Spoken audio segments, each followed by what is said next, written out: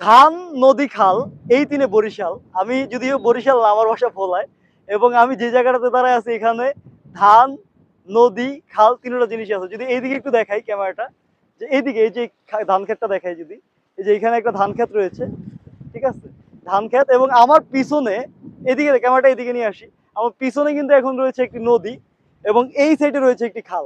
একদম এই যে এইদিকে দেখাই, দেখা যাচ্ছে কিনা জানি না, এদিকে রয়েছে একটি খাল। অর্থাৎ ধান, নদী, খাল এই তিনে বরিশাল, যে কবি বলেছেন। আসলে এই জায়গা, মানে এই জায়গাটা আসলে এই তিনটা জিনিস মনে হয় যে আমরা একসাথে পেয়ে যাচ্ছি আর কি। আর এই ধরনের প্রাকৃতিক সৌন্দর্য, আসলে এখানে যদি এখন সান থাকতো এবং ডে লাইটের আলো থাকতো, তাহলে এই জায়গাটা হয়তো ছবি তোলার জন্য একটা চমৎকার একটি পরিবেশ। এবং এই দিকেরটায় যে খেজুর গাছগুলো আছে আমরা দেখতে পাচ্ছি, এই খেজুর গাছগুলো নিয়ে, এবং এই যেই পিলার গুলো রাখা আছে আর কি, এটা মূলত বিআইডব্লিউটি এর আর কি, যে নতুন পল্টন তৈরি করলে এই পিলার গুলো দিয়ে তৈরি করা হয়।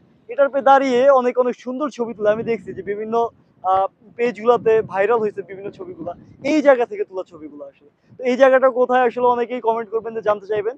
তো আসলে আপনারা জানতে চান, এটা সমস্যা নাই, কিন্তু এই জায়গাটা হচ্ছে ভোলা জেলার লালমোহন উপজেলার মঙ্গলসিদার ঘাটের একটু উত্তর দিকে আর কি, বেরিবাদ দিয়ে কিছু দূরে আসলে এই জায়গাটা। এবং চমৎকার একটি পরিবেশ, আসলে স্থান থাকলে আসলে দেখতেন যে জায়গাটা আসলে কত সুন্দর। তো সবাই ভালো থাকবেন, আল্লাহ হাফিজ।